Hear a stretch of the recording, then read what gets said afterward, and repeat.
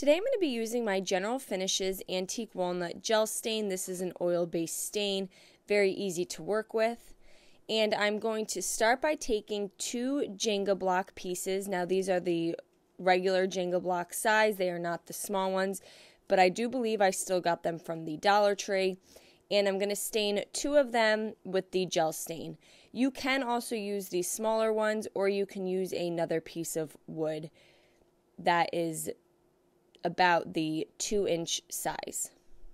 Next, I have 2 scrap pieces of wood. They measured 5.5 by 3 inches.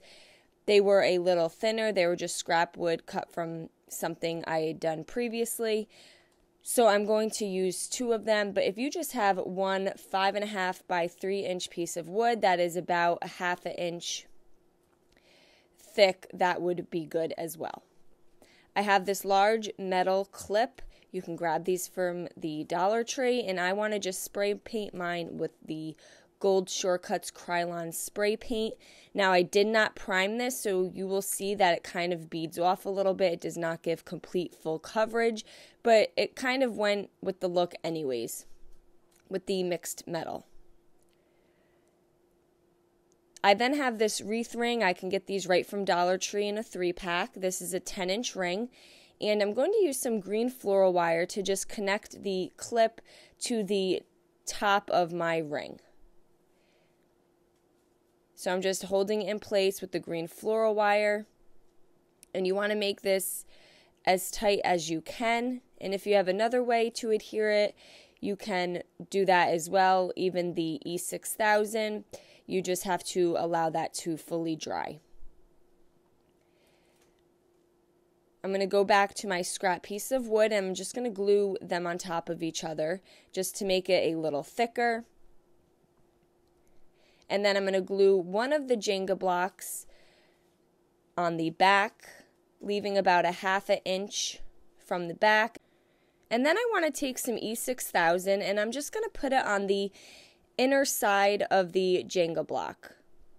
You do not need a lot, but I do want a small amount there. I'm going to put them on both insides of the Jenga, and then I'm going to put some hot glue on the bottom of my second Jenga block, and then I'm going to take the wreath ring and stand it, and using my second Jenga block, I'm going to kind of sandwich the wreath ring in between both Jenga blocks, so that way the wreath ring is now standing in the center and it's being held up by both Jenga blocks. So this is what we have so far, and from here I believe there are many routes you can take.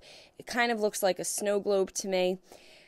I'm going to finish mine off by just gluing this clip so it kind of stays more in place. You can just add a little bit of hot glue.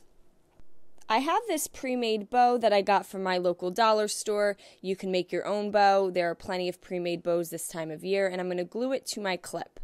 I then have these 6 mini ornaments. I got these from Walmart, and I just love the little wood houses. And I'm going to take the tallest one, glue it in the center, and then 2 of the shorter ones and glue it on the side, and I'm gluing them to the bottom base against the Jenga block. Now, because they were ornaments, they have a little hole at the top, so I'm just going to find a way to cover those, and I just have some artificial greenery I'm going to place at the top of the taller one, and then I'm going to take some of the red cranberries and place them in the center and on the other holes of the houses as well. So that kind of decorated the bottom. And then I decided to kind of make a couple folds in the tail of my bow, and I'm just holding those in place with the glue, and then I'm going to glue it to the side of the wreath ring. So I'm just kind of shortening the bow, pulling the tails to the side, and gluing that in place. And I'm just using regular hot glue, but they do have a fabric glue as well. And there we go. Now we have this easy Christmas decor. I'm going to stick a picture in the center of the Jenga blocks, and I hung a little ornament from the top, or you can even just hang a picture from the top clip as well. I hope you guys enjoyed this video. Paint products, tissue paper transfers, and mesh stencils can all be found on our webpage at chalkitupfancy.com, and don't forget you can also check out other tutorials on our webpage as well. Have a great day.